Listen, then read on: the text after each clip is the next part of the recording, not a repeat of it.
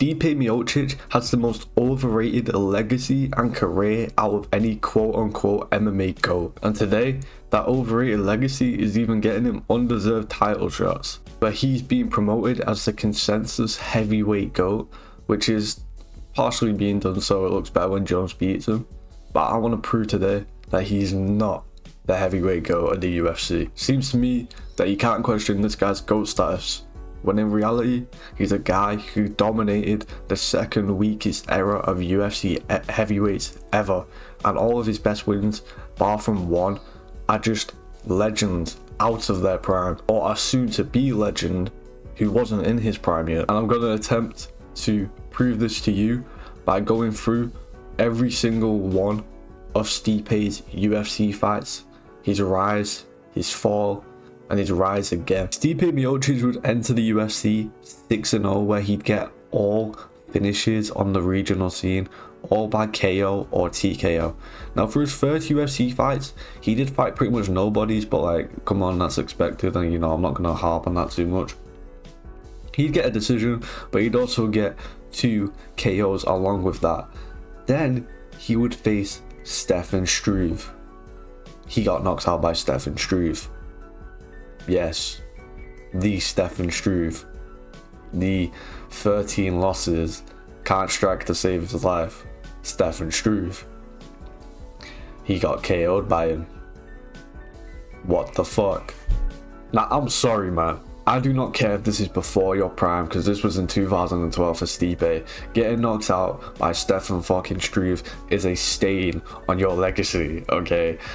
Getting beat by him is one thing, but getting knocked out by him when you're meant to be the best boxer in UFC heavyweight history, that is a stain on your legacy. Anyway, moving on, Stipe would rebound with a decision win over Roy Nelson, and like, Roy Nelson's like a recognizable name, but like, it's not very good. Like, it's good for a comeback win, but you know, then he fight Gabriel Gonzaga, the guy who head kicked Mirko Cro Cop and did nothing else, and this is in 2014, about 7 years after he head kicked Cro Cop. So you know, and then he beat Fabio Maldonado, who's pretty much just known because Rampage couldn't pronounce his name at one time. But Maldonado, how you say his name? Fabio Maldonado. Fabio Maldonado, he's a boxer, and I was like, man, this guy's got moxie. He's going to stand with me. And then Stipe would go on to fight a 3-year out of prime Cain Velasquez at the very end of 2014. Not prime Cain, prime Junior Dos Santos. I'm an idiot, okay? He'd go on to fight out of prime Junior Dos Santos. At this point, Junior's been out of his prime for about 3 years, okay? And he would lose. I don't think this is that bad, to be honest. But he did lose to an out of prime JDS, okay? Now, Stipe would go on to beat Mark Hunt by TKO, who Mark Hunt's record doesn't really give him justice. Around about this time, Mark Hunt was actually doing really well, to be fair to him, but still, it's not a top level win. And then he beat Andrei Arlovski, who, yes, was on a bit of a career resurgence, but the guy was still about 40 years old and was champion about 12 years ago. Okay, like, come the fuck on. Then at this point, Stipe, who was on a 2-fight win streak, okay, would get a title shot against possibly the worst heavyweight champion of all time in Fabricio Verdum, who had zero ability to strike, was defensively horrendous, okay. Sick jiu-jitsu, but that's all he had, and he got very lucky that he won the belt with Cain being extremely gassed. C-level Cain, man, she was fucked up. But Stipe would expectedly knock this guy out in the first round, because Fabricio Verdum, which he gave him the knockout, just ran at him and got KO'd, like, zero defense. Literally Juliana Pena versus Nunes. That's literally what it was, okay. The belt was handed to Stipe on a silver platter. Now, there's something I want to say about the 2016 to 2018 or even 2019 era of heavyweights. This is the second worst era of UFC heavyweights ever, okay? It's literally just the 2009 to 2012 era of heavyweights, except from that older, slower, shitter, not as good. It's literally just the era from before, but worse. Okay? The guys you had, obviously you had Stipe, who people big up, but you had Andrei Arlovski, who was at the top.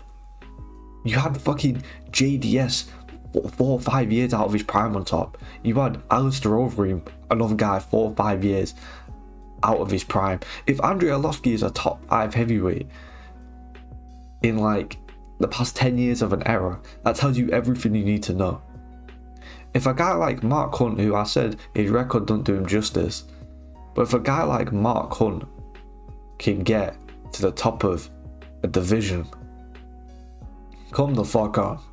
Okay? Come the fuck on. This era of heavyweights was extremely weak. Now, I'm going to move on to the actual title reign itself and explain why it's really not that impressive. Starting off with Stipe's first title defense, which would be September 10th, 2016 against Alistair Overeem. Like I've already explained, this is Alistair a good at least 4 years outside of his prime, okay? Prime Alistair Overeem is like 2009 to like 2012. Some of it was spent in Strikeforce.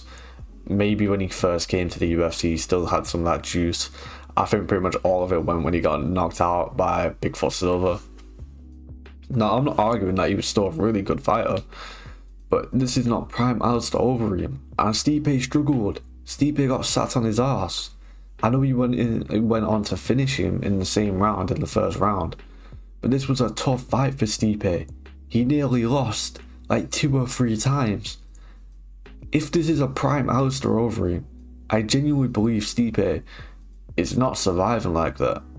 Okay? I do not believe he's surviving like that at all. So we have your first title defense being a big struggle against an out of prime version of that fighter. Great. And guess what? It's practically the same story for his next fight. Junior Dos Santos. This is 2017. Bro, JDS has been out of his prime by 6 or 7 years. Okay? 6 or 7 years. Easily. Avenging his loss. But this is nowhere near prime JDS. This is an old man. This is an old man that he's beaten right now, okay? It's really not that good of a title win. Now, the next one, in my opinion, is his best title win, but there's even some asterisks to that. It's Francis Ngannou in January 20th, 2018. Notice how Stipe has only fought once every year. Extremely inactive. You know, fucking foreshadowing for the future. But Stipe would beat Francis for 5 rounds pretty easily with just IQ and, you know, fighting intelligence. But the asterisk to this is Ngannou wasn't even in his prime yet. Okay? Ngannou leveled up. And if we really want to compare wins, let's compare how Ngannou beat Stipe. That's a lot more impressive than how Stipe beat Ngannou. And then, at this point, Stipe's title reign is done. It's done. It's done. In his next fight, he'd get knocked out cold by DC. Okay? Now, Stipe's career wasn't exactly done at this point. You know, he'd have 2 more wins, which we're about to get into. But this is how Stipe's praised most heavyweight title defenses ever. The defenses aren't even all that impressive, and they all have asterisks to them. And he was extremely inactive, only having 1 fight a year. That doesn't sound like goat shit to me. Now, Stipe, after whining and complaining for over a year to get his rematch against DC, which, to be fair, I do think he did deserve. it.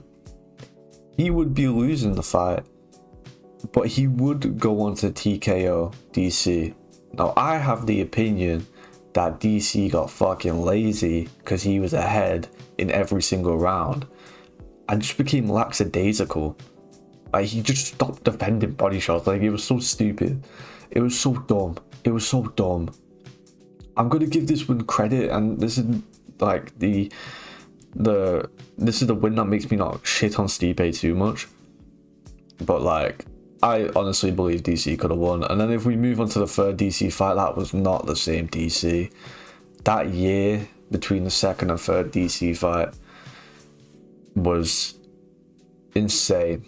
Okay, like that was not the same DC. And by the way, between 2016 and 2020, Stipe's only had one fight every single year. So, yay. Very active champ. Definitely not holding up the division. And then we get to Stipe's last fight versus Francis Ngannou, where he got dog walks, okay, and got knocked out cold. Got knocked out cold by the real heavyweight GOAT, who has all of Stipe's best wins except from DC, and he has Cyril Gane and Curtis Blades on top of that. But yeah, Stipe got knocked out cold. Francis beat Stipe a lot better than Stipe beat Francis. And ever since then, Stipe's been out, and he's currently holding up the heavyweight division, ruining it for everyone else, getting a guaranteed title shot based off his overrated legacy. So, I think I've proved in this video where Stipe has an overrated legacy. You know, I just ask, be open-minded, because I thought for years Stipe was the heavyweight GOAT, and it was unquestionable. Because I got manipulated by fucking everyone saying it, okay? You know, form your own opinion. And if that opinion does bring you to Stipe, then fair enough, but just form your own opinion, man. In my opinion, Stipe is not the heavyweight GOAT and has the most overrated legacy.